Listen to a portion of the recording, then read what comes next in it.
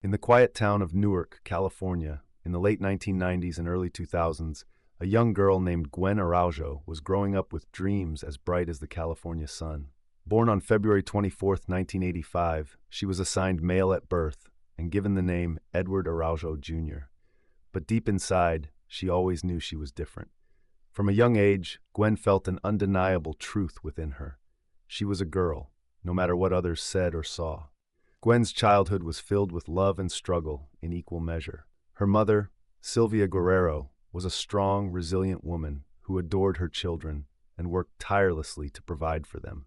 She wanted nothing more than for Gwen and her siblings to have a happy life. But as Gwen grew older, she began facing challenges that many transgender individuals experience: the struggle of living in a world that often refuses to see them for who they truly are. By the time Gwen reached her teenage years, she began expressing herself more openly. She grew out her hair, wore makeup, and dressed in clothing that reflected her true identity. She was vibrant, confident, and determined to live as the person she knew she was meant to be.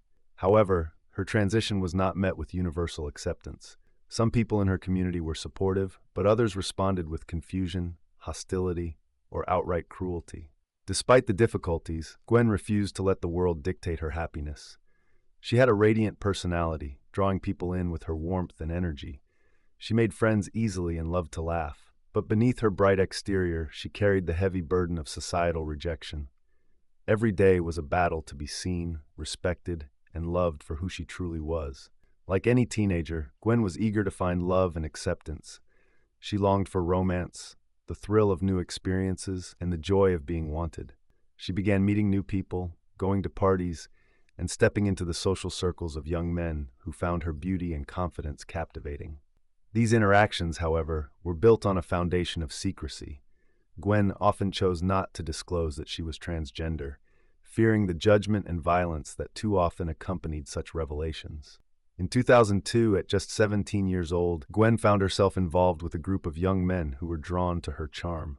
Among them were Michael Magidson, Jaron Neighbors, Jose Morel, and Jason Cazares. They were part of a tight-knit group that often spent time together, drinking, partying, and navigating the ups and downs of youth. Gwen had shared intimate moments with some of them, fostering a sense of connection. To her, these relationships offered excitement and the possibility of love. To them, she was an alluring mystery, someone they were eager to be around. But secrets have a way of unraveling. And in a world where intolerance and ignorance breed fear, the truth can become dangerous. As the summer of 2002 turned into fall, whispers began to spread within the group. Questions arose, doubts festered, and what started as casual curiosity soon transformed into something much darker, an obsession with uncovering the truth about Gwen Araujo. None of them knew that their fascination, their anger, and their misguided sense of masculinity would soon lead to a night of unimaginable horror. A night that would change lives forever. As the months passed in 2002, the group of young men Gwen Araujo had become involved with grew increasingly fixated on rumors about her. Michael Magidson, Jaron Neighbors, Jose Morel, and Jason Cazares were part of a close-knit group that prided itself on their masculinity and dominance. For them, image and reputation meant everything. The idea that they had been deceived in their minds was an affront to their manhood, something they couldn't let go of. Gwen, unaware of the growing storm around her, continued living her life as boldly as she could. She had learned to navigate the challenges of being a transgender woman in an often unaccepting world, but she did not anticipate the level of hostility brewing among those she had trusted. The men, particularly Magidson and Morel, had become obsessed with uncovering the truth. They questioned each other, replayed their past encounters with Gwen, and fanned the flames of their suspicions. One evening, as the group gathered at a party at Jose Morel's house, the atmosphere grew tense. Alcohol flowed freely, and the conversations turned darker. Neighbors, known for being easily influenced by the stronger personalities in the group, became an instigator. He suggested they needed to confront Gwen and get answers once and for all. The others agreed, their drunken bravado intensifying their growing anger and paranoia. When Gwen arrived at the party that night, she was met with a different energy than before. The men who once flirted with her and enjoyed her company now eyed her with suspicion and aggression. She noticed the shift, but tried to brush it off, not wanting to believe that the people she had spent time with could turn on her so suddenly. But the undercurrent of hostility was undeniable. Tensions escalated when one of the men suggested Gwen should be tested to determine if the rumors were true. What started as a casual evening quickly descended into an interrogation. They cornered her, demanding answers she wasn't prepared to give. She tried to deflect, to laugh it off, but they wouldn't let it go. The tone shifted from taunting to outright aggression. As the confrontation escalated, fear set in. Gwen realized she was trapped, surrounded by people who no longer saw her as a friend or even a person. They saw her as a challenge to their masculinity, an insult that needed to be rectified.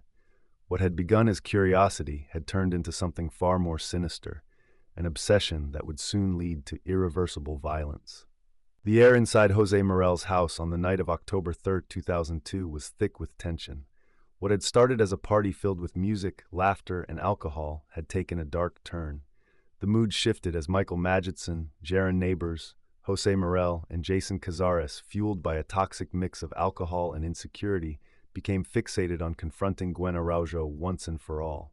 Gwen, sensing the danger but with nowhere to run, tried to maintain her composure. The room felt smaller as the men closed in around her, their voices filled with anger and accusation. The casual conversations of earlier had evaporated, leaving behind an air of menace. What began as taunts quickly turned into aggressive demands for the truth. "Tell us," one of them growled. "Are you really a girl?" Gwen hesitated, her mind racing. Her pulse quickened.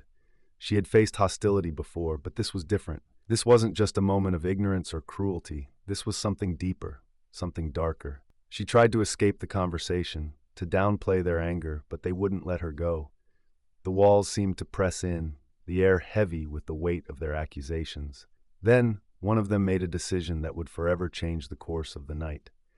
They grabbed Gwen, holding her against her will, and forced a brutal and degrading test upon her. The room, once filled with laughter and carefree chatter, became suffocatingly silent as the realization dawned upon them. What followed was a horrific moment of discovery. The realization sent a wave of shock and fury through the group. The men, humiliated and enraged, felt that they had been deceived.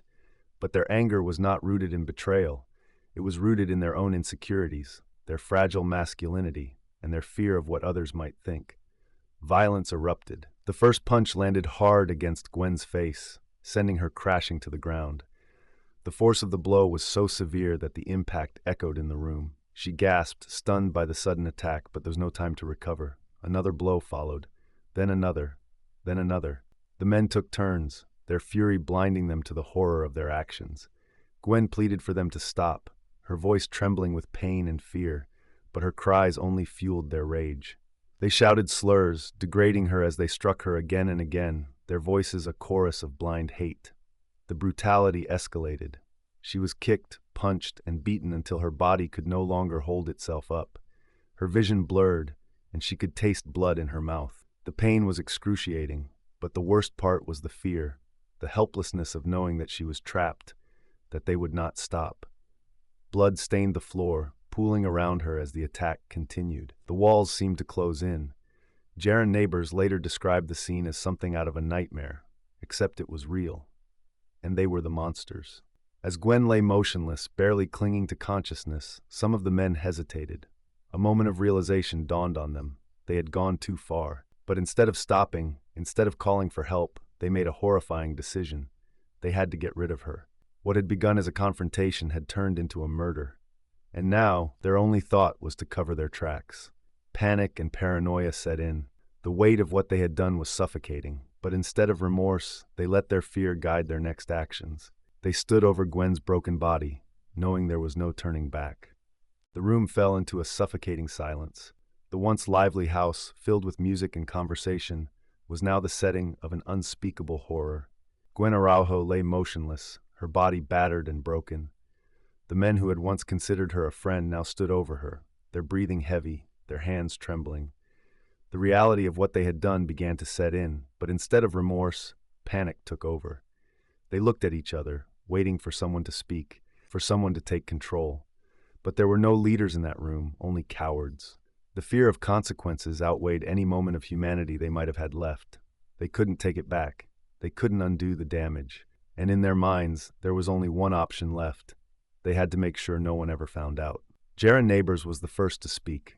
His voice was shaky, almost as if he were trying to convince himself as much as the others. "We have to get rid of her," he muttered.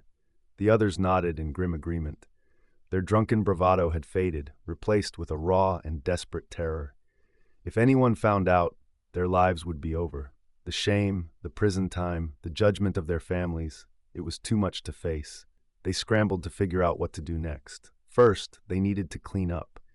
They searched the house for cleaning supplies, frantically trying to wipe away the blood that stained the floors. But no amount of scrubbing could erase what had happened. The evidence of their crime was everywhere, in the broken furniture, in the bruises on their knuckles, in the silence that now filled the space where laughter once was. Someone suggested they bury her body in a remote location, somewhere no one would ever find it. The idea quickly took hold, and before they could second-guess themselves, they began making preparations. They wrapped Gwen's lifeless body in a blanket, tying it tightly, as if that could somehow erase their guilt. They carried her out of the house, their hands gripping the weight of their actions. The drive to the burial site was eerily quiet. The men who had once shouted in rage and thrown punches now barely spoke. Each of them was trapped in their own thoughts, replaying the night over and over in their heads. Jaron Neighbors, who had been the most vocal about covering up the crime, began to feel the first cracks of doubt. He glanced at the others, searching their faces for regret, for hesitation. But all he saw was fear. They drove deep into the foothills, far from the city, where the trees stood like silent witnesses to their crime. Under the cover of darkness, they dug a shallow grave. The dirt was cold, the air thick with the scent of damp earth. It was a gruesome, haunting task, but they forced themselves to complete it. They placed Gwen's body in the ground, covering it with soil, each handful a futile attempt to bury the truth. When it was over, they stood in silence, staring at the fresh mound of earth before them. For a moment, no one moved, no one spoke. The reality of what they had done weighed heavy in the air. Then, without a word, they turned and walked away, leaving Gwen behind in the darkness. As they drove back to town, the tension in the car was suffocating. They had done what they thought was necessary, but deep down, they all knew it wasn't over. The guilt, the paranoia, it would follow them, and soon enough the truth would come out. The men had buried Gwen Araujo's body in the foothills, but they could not bury the weight of their actions. As they returned to their normal lives, the paranoia set in. Every glance, every whispered conversation seemed like an accusation. The silence of their secret was deafening, growing heavier with each passing day. Jaron Neighbors was the first to crack. Unlike the others who tried to suppress their guilt, he found himself haunted by what they had done. The image of Gwen's lifeless body, the feel of the cold night air as they covered her with dirt, it replayed in his mind over and over. The guilt gnawed at him, a relentless force that would not let him sleep. He withdrew from the group, avoiding their calls and gatherings. He began writing about the night in his journal, as if putting it into words would help him make sense of it. Meanwhile, Gwen's family knew something was wrong. Her mother, Sylvia Guerrero, had always worried about her, but now her worst fears were coming true. Days passed with no word from Gwen. She wasn't answering her phone, wasn't coming home. She had disappeared without a trace. Desperate for answers, Sylvia went to the police to report her daughter missing. At first, the authorities treated Gwen's disappearance as just another runaway case. But as more details emerged, her last known location, the people she had been with, the investigation took a serious turn. Word began to spread through Newark, California, and whispers of what had happened that night started making their way back to law enforcement. The men who had taken part in Gwen's murder were unraveling in their own ways. Jose Morel drank heavily, trying to drown out the memories. Michael Magidson remained cold and silent, refusing to acknowledge the truth even to himself. Jason Cazares kept a low profile, avoiding any unnecessary attention. But it was Jaron Neighbors who ultimately broke the silence. Unable to carry the weight of his guilt any longer, Neighbors confided in a close friend. He spoke of the night in horrifying detail, his voice filled with regret. The friend, unable to keep such a dark secret, went to the police. Investigators quickly zeroed in on Neighbors, bringing him in for questioning. At first, Neighbors resisted, fear locking his lips shut. But the pressure became too much. He wanted to escape the nightmares, the sleepless nights, the suffocating guilt. Finally, he told them everything. He led police to the burial site where they uncovered Gwen's body, her remains confirming the brutality of the crime. The news of Gwen's murder sent shockwaves through the community. Her family was devastated, their worst fears realized. activists and LGBTQ advocates rallied together, demanding justice. The case became national news, igniting discussions about gender identity, transphobia, and the dangers faced by transgender individuals. As the truth spread, the remaining 3 men were arrested and charged. Their attempts to hide the crime had failed. The walls were closing in, and there was no escape from the consequences of their actions. The trial was approaching, and the world was watching, waiting to see if justice would be served. The arrests of Michael Magidson, Jose Morel, Jaron Neighbors, and Jason Cazares sent shockwaves through the community. The murder of Gwen Araujo was no longer just a local tragedy. It had become a national symbol of the violence faced by transgender individuals. As the case gained attention, LGBTQ activists and advocates mobilized, demanding justice for Gwen and an end to the hate-fueled violence that had taken her life. For Gwen's family, the pain was unbearable. Sylvia Guerrero, Gwen's mother, found herself thrust into the public eye as she fought tirelessly for her daughter's name to be remembered with dignity. She spoke at rallies, attended vigils, and faced the media, ensuring that Gwen's story would not be forgotten. Her grief fueled her resolve, turning her into a powerful advocate for transgender rights. Meanwhile, the legal battle was just beginning. The 4 men were charged with murder, and the prosecution sought to prove that this was a premeditated hate crime. However, the defense had a different strategy, one that would enrage activists and set a dangerous precedent. They planned to use the gay panic defense, arguing that the discovery of Gwen's gender identity had caused the men to react in a state of uncontrollable rage. This legal strategy sparked outrage. The LGBTQ community, along with legal experts, condemned the argument, calling it a blatant attempt to excuse violence against transgender individuals. The idea that a person's identity could justify their murder was an insult to justice itself. As the trial date approached, the case became more than just about Gwen. It was about the broader fight for transgender rights and protections under the law. When the trial began, the courtroom was filled with tension. The prosecution laid out the brutal details of Gwen's final hours, painting a horrifying picture of the violence she endured. The jury listened as witnesses recounted the events of that night, the laughter that turned to accusations, the taunts that escalated into deadly rage. Jaron Neighbors, who had turned state's witness in exchange for a reduced sentence, took the stand and described the attack in chilling detail. His testimony was crucial, revealing the group's mindset and their deliberate decision to end Gwen's life. Despite the overwhelming evidence, the defense continued to push the narrative that the killers had acted in a moment of blind fury rather than premeditated murder. The trial lasted for months, with both sides fiercely arguing their case. Then, after intense deliberation, the verdict was finally reached.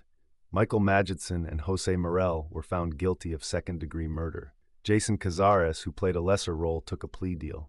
Jaron Neighbors, in exchange for his cooperation, was sentenced to 11 years. The jury, however, rejected the hate crime enhancement, a decision that deeply disappointed Gwen's supporters. It was a partial victory, but for many, it did not go far enough. Justice had been served, but the legal system had still failed to acknowledge the full gravity of the crime. In the years that followed, Gwen's murder became a catalyst for change. The case led to the eventual banning of the gay panic and trans panic defenses in California, ensuring that similar arguments could not be used to justify violence in court.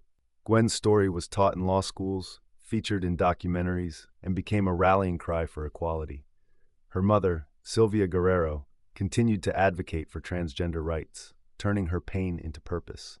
She dedicated her life to speaking out against hate crimes and ensuring that Gwen's legacy would be one of change.